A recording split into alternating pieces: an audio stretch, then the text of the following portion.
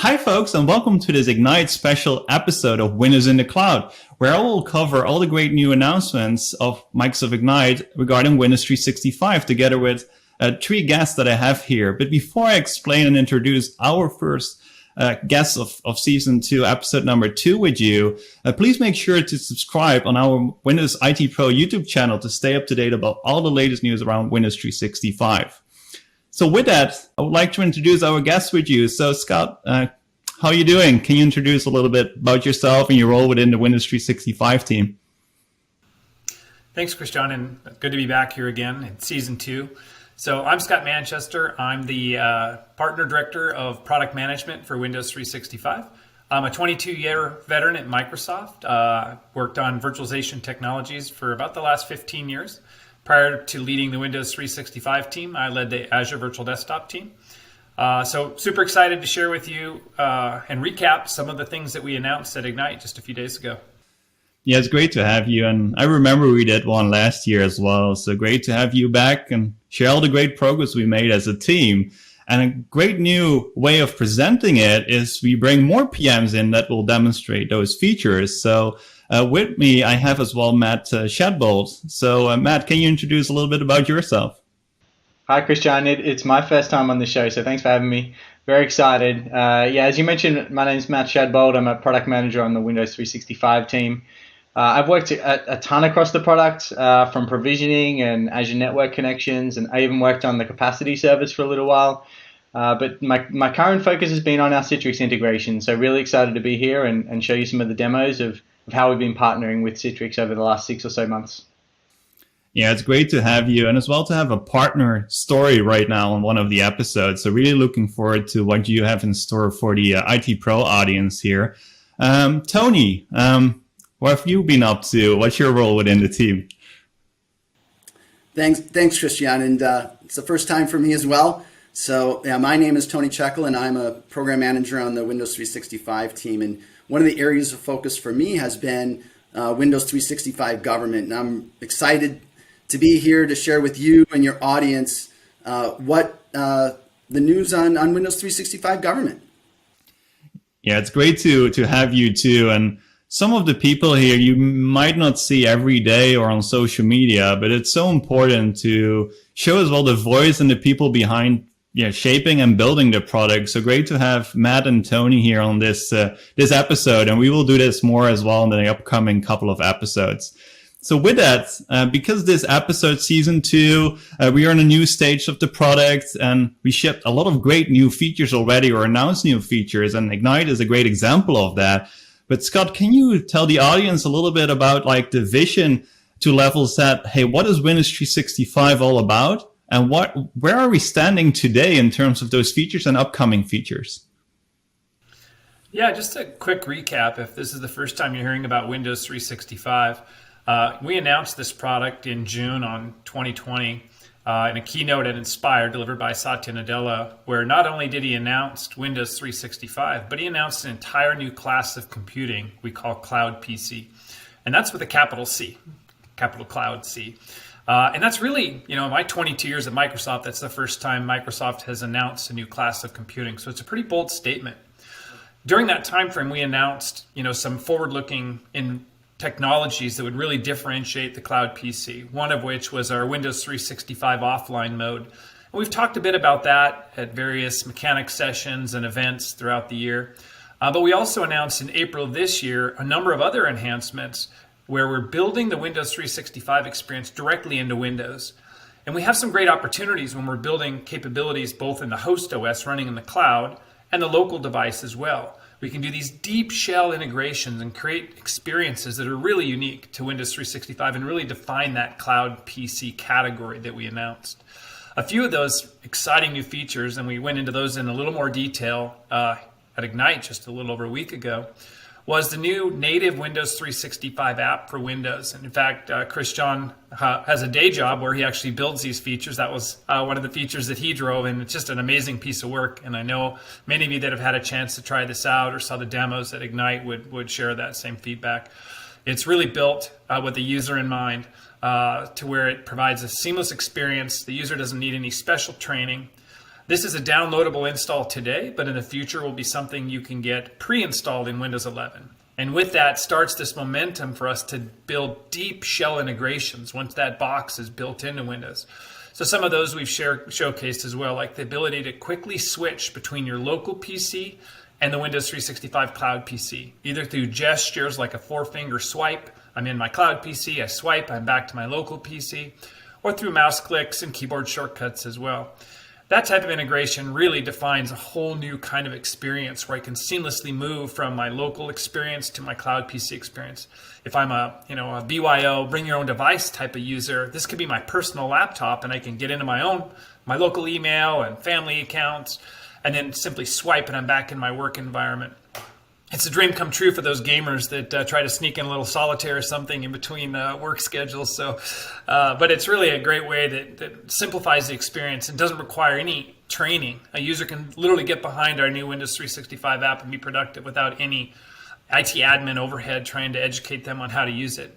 In fact, many new features were built right into that application. So not only can they be productive immediately, they can self-service common things that many users find when they're working in a virtualized environment. One of the things that is really unique to Windows 365 is, and it seems obvious, is I can restart my machine if it gets in a bad state. Every Windows 365 Cloud PC is your personal machine, which means if it's your personal machine and only you're using it, that gives you the ability to do things like reset it if it gets into a bad state, or be an admin on that box. Or if I want to, restore it to a previous point in time, if I did something, to the box, or if I got attacked by ransomware or something, I can restore back to a previous state. I can reset it back to its original state. All of these are actions I can do right from that new native Windows client apps. In fact, one of my favorite features, and lots of credit to you, Christian, and the rest of the team, is the ability to troubleshoot network connections. If you imagine the world we're living in today, just 2 short years ago, most of us were sitting in the office. In fact, look at everybody here. We're at our various homes all across the country and across the globe. We're all on different networks. Unfortunately, we're all on great high-speed networks today, but oftentimes I'm working from a coffee shop or a friend's house or a hotspot somewhere, and my network connectivity can be, vary completely from day to day. And that can put a lot of burden on an IT admin staff to be able to troubleshoot problems that are specific to the network I'm on. So we built capabilities right into the Windows 365 app to be able to troubleshoot the local network. So before I pick up the phone and call IT support and have them go through one of the most difficult troubleshooting calls ever, many of you have probably done this for friends and family, where you're trying to diagnose their network and you have no idea how it's configured, and oftentimes they don't. Well, this troubleshooter tool really does a lot to help empower that user to take actions and resolve those problems before picking up the phone. It's just some of the really exciting features we announced at Ignite. Lots more, and I know that Tony's going to share some of the great innovation we did to support our government agencies in the U.S. And Matt, as he said earlier, is going to show us this really exciting innovation where Citrix integrates directly into the Windows 365 experience, bringing all their rich client support and advanced capabilities in some of their protocols as well. Yeah, that's great to hear, and really is an extension on the messaging we did earlier this year too. However, now we are closer to, hey, show and use the Windows 365 app and build that momentum on, hey, Windows integration with new features coming shortly after those announcements too. So are there any specific security or other announcement that you quickly want to highlight regarding Ignite before we jump into the meat of this conversation and show some cool demos? I tell you, we talked a little bit about this end user experiences and what capabilities that brings to end users, which is super exciting. But we also wanted to empower the IT admins to have better control and insights into their Windows 365 deployment as well. We made a ton of announcements about new instrumentation available right there in the Windows 365 portal inside of the Intune portal. Right now from that portal, you'll get insights about user connectivity experiences. Have they had constant disconnects? Do they have high latencies? Have they had other issues? And those can be surfaced up via alerts and also seen through dashboards where I can quickly discover any user that might be having a poor experience and be able to quickly resolve those problems even before the user would pick up the phone or create a support ticket. And then tons of new tools to help you optimize based on that insight, to be able to pick up and move the user's workload somewhere closer to where they are, or to resize their machine both up and down now. That was another exciting announcement we made at Ignite, to be able to resize the machine down if we're finding that user doesn't need the resources that was provided to them. And when they do need to resize up, now you can do that across a large group of users. You can do what we call bulk resize, which makes it so, let's say you had an accounting department and everybody in the accounting department got some new software that required more cores, more memory, more storage. I can take that entire accounting department and size their machines up in one action now. All of those are really great tools to make, owning, operating, managing Windows 365 so much easier for IT admins. Yeah, awesome to really live up to that vision of IT loved by users and trusted by IT. And this is a great example of that. We take that extra step in making experiences more simpler for both the user as well as the IT admin. And one of those great examples is customers that are currently using other solutions like Citrix can benefit from this same kind of set of features you just explained. With Citrix as well on top, right, Matt? Can you explain a little bit about that before you jump in some demos? Yeah, absolutely. So we saw a ton of VDI customers early in the post-release of Windows 365 say they love the MEM integration, they love the simplicity of just spinning up hundreds or thousands or tens of thousands of cloud PCs for their users just by dropping users into groups. But they also really trust and love that HDX protocol. So they wanted to leverage that HDX value on top of Windows 365, and that's where we really started from. We didn't want to compromise on the simplicity and predictability of Windows 365, but we also wanted to add that value that those traditional Citrix customers and VDI admins wanted on top of that. So that was really the start of the integration that we built. And today I'm going to show you a couple of demos around the end user experiences, but then also how simple and easy it is from the IT pro point of view as well. Yeah, that's great. Let's jump into it. So show me what you prepared for us. Cool. All right. So I'm actually going to start with the end user experience here because we've made it so easy from the IT pro point of view, but at the end of the day, it's all about our end user experience, right? So straight away you can see here I'm actually in a HDX connected desktop. This is a Cloud PC that's running in the Cloud PC service. You can see I'm connecting via the native Citrix Workspace app. You can tell by the Chrome at the top here. So all of these standard functionality and experiences that Citrix users are expecting and used to today will be just natively available for HDX Plus enabled users in the Cloud PC. You can even see that I've added a watermark policy here, which is hugely important for regulated industries. So if any users are going off and taking screenshots that they shouldn't be, or taking photos of their screen, you can see here that I've branded this. This with the watermark for my organization. Windows 365 is the best, but you'll most likely put your organization details or department details in these sort of watermarking. So all of these sort of settings and security policies that apply to HDX connected VDI machines are just automatically going to flow through to our Cloud PCs as well. And then of course all of that HDX protocol, especially in low bandwidth situations, is going to really make the sessions really pop.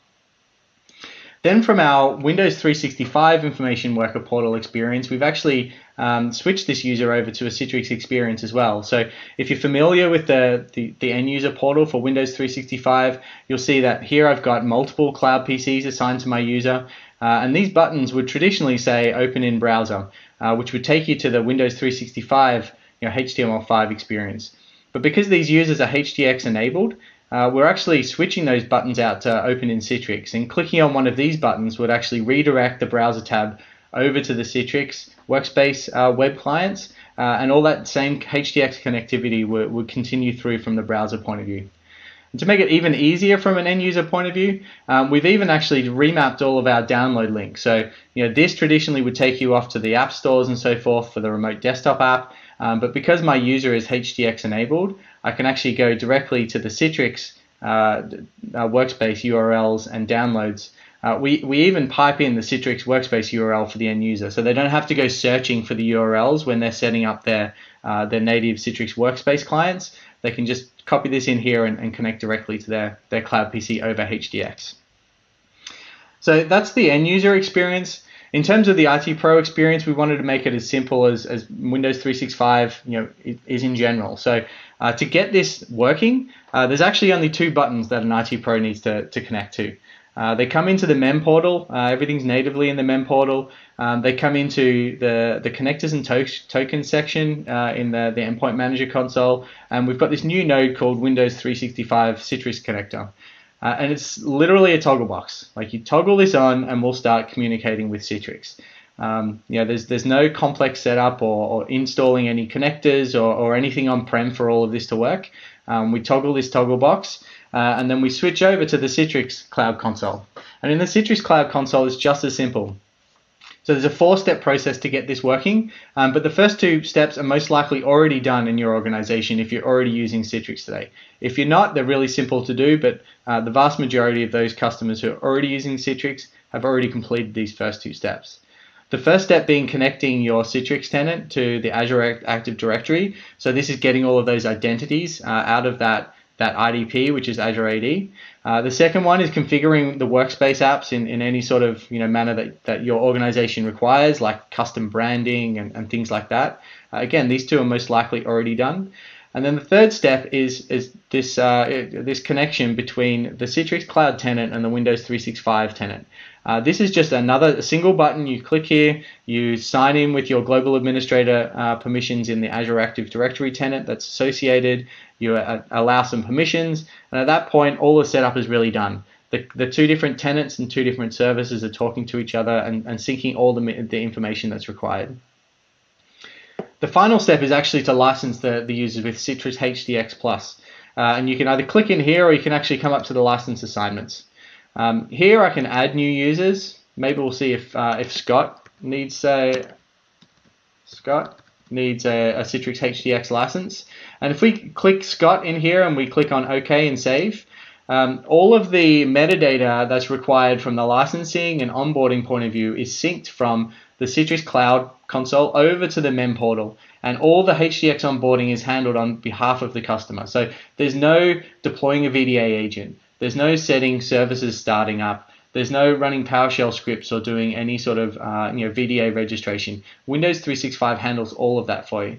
So as soon as Scott gets a Cloud PC assigned to him over in the Windows 365 side, he's going to automatically switch across and get access to the workspace apps and the apps directly in the Windows 365 end user portal. So that's really it. It's very straightforward and simple. There's not a lot of complexity in terms of setup. There's definitely no complexity in terms of end user experience. But we really think connecting the HDX protocol with all of that simplicity and ease of setup with Windows 365 is going to really revolutionize how people have been using Citrix in desktop as a service and Windows streaming experiences in the future. Yeah, thanks, Matt. Can you share a little bit of the key features customers potentially look for? Like I heard identity support for Okta or third-party identities is one of them. Can you shed some light on that? Yeah, we hear a lot of customers who are still continuing to do the hybrid deployments, the hybrid joins, where they've got some on-prem or some third-party IDPs. So coming with Citrix, if you're doing those hybrid deployments, all of those third-party IDP integrations and custom conditional access style policies are all going to work there. I did mention the watermarking feature and even the screen recording feature that Citrix provides is another really popular one. But then they have some more advanced security controls as well, such as key logging protection.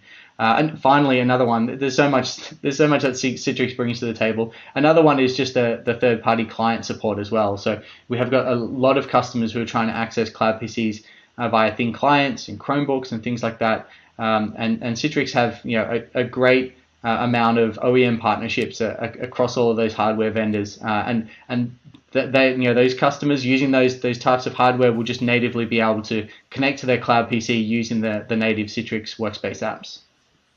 Yeah, this is great to hear, because I recently visited an event and I saw a lot of VDI administrators all focused around Intune and MEM and being more like modern in the way of how to do the management of the virtual desktop environment on premises. And this kind of meets in the middle. You can modernize your infrastructure going to a SaaS solution with Windows 365, while also keep using your existing Citrix infrastructure, right? Yeah, it's funny. My first job when I started working in the IT industry was on a help desk, and I was actually supporting Citrix Metaframe back then. So it was really exciting when I got the opportunity to work with Citrix and help innovate and build on top of their platform. But the more and more Citrix administrators who have been working in this industry for 20 or 30 years, the more I spoke to, the more that you could just tell that they are so passionate and really love Citrix and the HDX protocol on top of it. So I really feel like the HDX partnership and Citrix partnership with Windows 365 is going to open up a whole new world to these Citrix administrators who have been doing this this great management via Citrix for a long time, now opened up to this whole world of app deployments and security configuration and conditional access and a whole bunch of extra functionality that they probably never would have had access to. Yeah, thanks, Matt, for this great demo. I really like the deepness of the in-depth knowledge you just shared, and I'm looking forward to seeing customers using it. And talking about customers and expanding the capabilities around Windows 365 at other places, like government cloud support for Windows 365 is a real thing, right, Tony? Can you explain a little bit about that and what we just announced in GA at Microsoft Ignite? Thanks, Christian. The story of Windows 365 government is really about and starts with how it meets the specific needs of U.S. government agencies and their contractors. We provide compliance for the GCC and GCC High communities by meeting controls in FedRAMP High and other U.S. government security and compliance requirements. Now, to serve that exclusive community of GCC and GCC High, the U.S. government data centers for Windows 365 are available only to government agencies or authorized commercial companies. The data is stored within the continental United States with compliant infrastructure and controls. And of course, access to the content is restricted to screened personnel and certified by third-party auditors. So Tony, so what are the differences between how the Windows 365 service works today, just for normal customers, like public-facing customers, and the government clouds? Can you shed some light on that? What are the differences they can expect in the portal? That's a great question, Christian, because really a core principle of Windows 365 government is that it mirrors the experience of administrators and users in the commercial cloud. That we want to achieve feature parity across clouds and really expose only what's necessary to achieve that compliance that I was talking about. So that means any customer spanning the commercial and government clouds will use the same tools and have the same seamless experience across those clouds. So let's use an example. An example here is how provisioning of Windows 365 Cloud PCs is done. So this same provisioning policy configuration is used in the commercial cloud. So any one of our existing customers that sees this, it would look very familiar to them.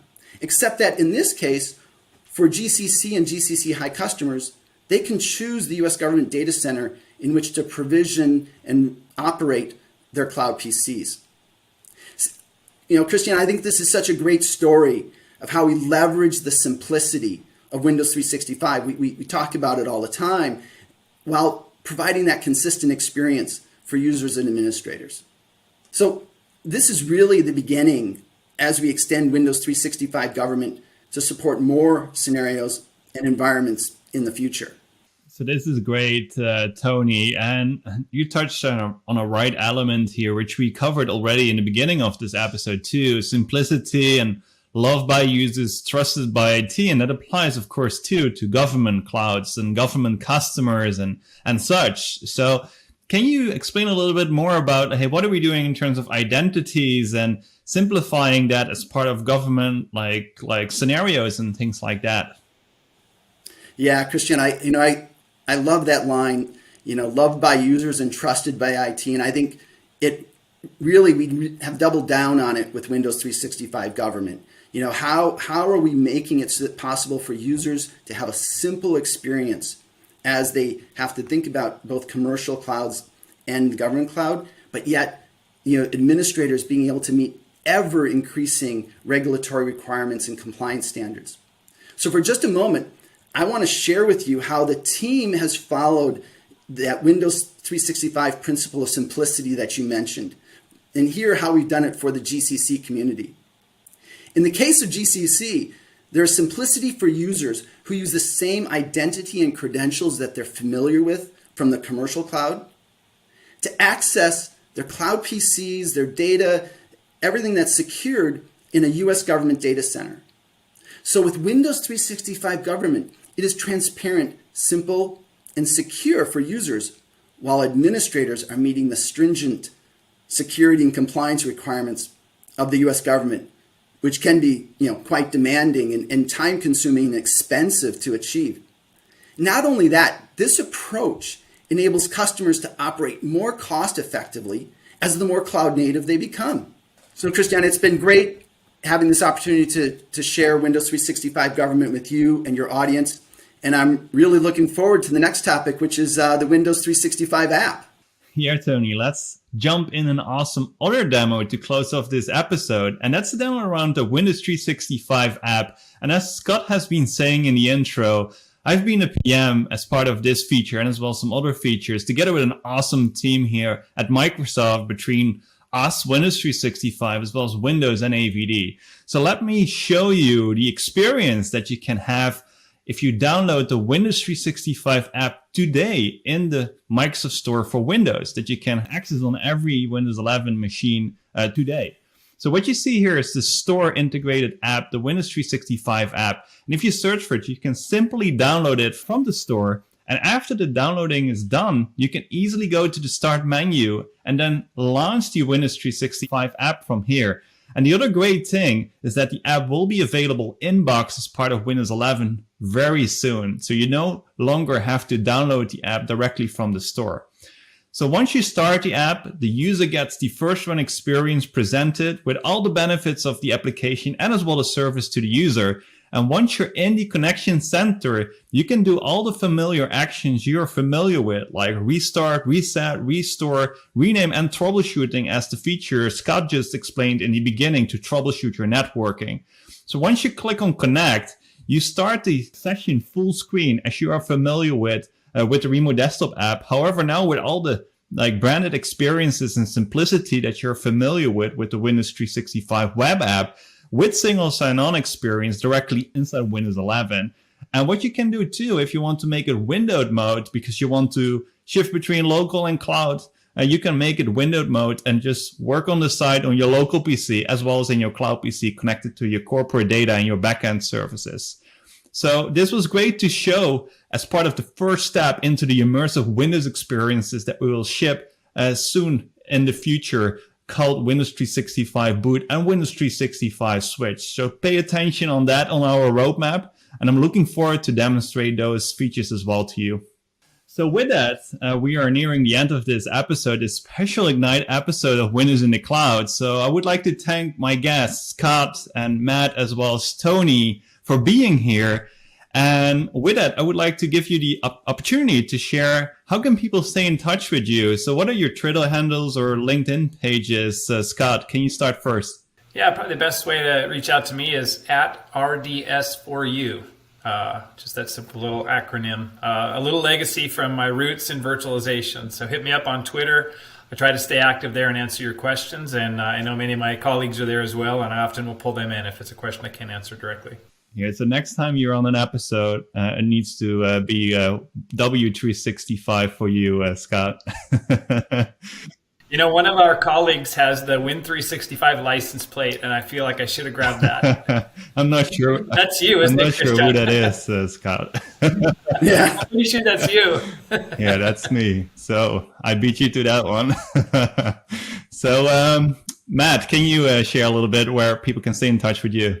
Sure. Yeah, so people can connect with me on Twitter at Config Manager Dogs, which, like Scott, is a throwback to my legacy as well, which is configuration manager and Intune management. So please follow and feel free to interact there. Yeah, great. I always find all your posts very insightful regarding modern management and such. So definitely encourage people to follow you. And Tony, how can people stay in touch with you? Yeah, thanks, Christian. Best place to connect with me is on LinkedIn. linkedin.com/Tony Checkle. That's where I'm at, and look forward to connecting with you there. Yeah, great. Thanks for joining again. It was a real pleasure to host you. And thank you as well for watching, and stay up to date on the latest episodes at aka.ms/Windows in the Cloud. And thanks for watching, and hope to see you back next episode. So thank you.